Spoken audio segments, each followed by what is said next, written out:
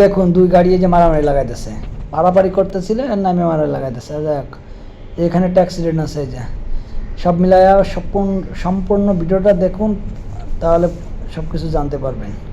এটা হচ্ছে গাবতলী থেকে এমাদপুরের রোড, যেটা এমাদপুরের দিকে গেছে আর কি।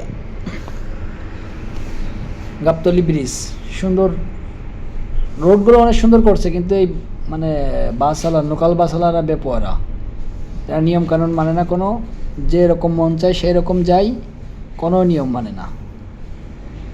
তার বাস্তব প্রমাণ সামনে দেখেন কত অনিয়ম আছে।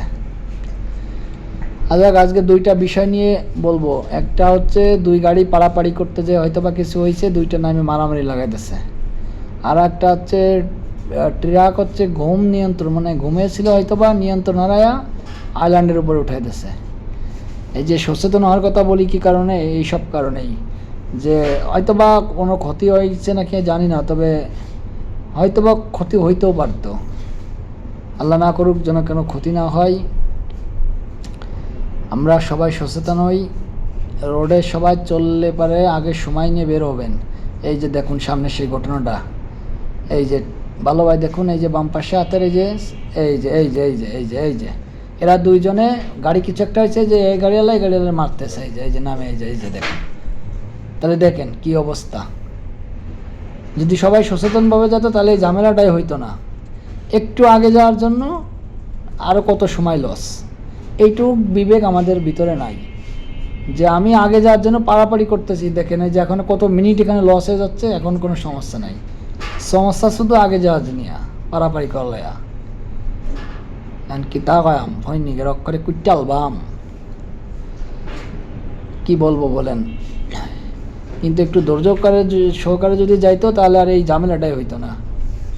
রোডে সবসময়ের জন্য গাড়ি চালাইলে মাথাটা ঠান্ডা করে চালাইতে হবে, এই মন মানসিকতা রাখতে হবে।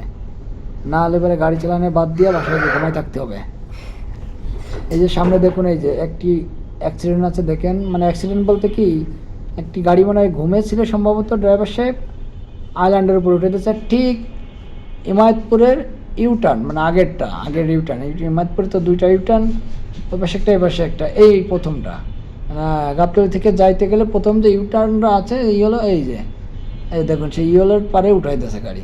এই যে দেখেন সামনে একটু দেখতে থাকুন, ডান সাইডে এই যে এই যে এই যে রেকার আইছে গাড়ি, যে গাড়িটা এই যে ট্রাকটা, এই যে দেখেন, এই যে হাত দিয়ে দেখাই দিয়ে আসছে, এই যে দেখেন একদম আইল্যান্ডের পর উঠে দিয়েছে, বালি বোঝাই ট্রাক, এখন সে বালি নামাইতেছে। এই যে কোনে উঠাই দিয়েছে দেখেন, ওই যে চাকা টাকা ভাঙিয়েছিল পড়ে আছে। তাহলে এই যে বেপরা যদি না হইতো তাহলে তো এটা হইতো না, হয়তো যেত বলি যে সচেতন হন, আসলে মানে মানুষের বিবেক হবে না, মানুষের বিবেক হবে না কখনোই। আমরা লোক বিবেকহীন মানুষ। ভালো থাকবেন সবাই।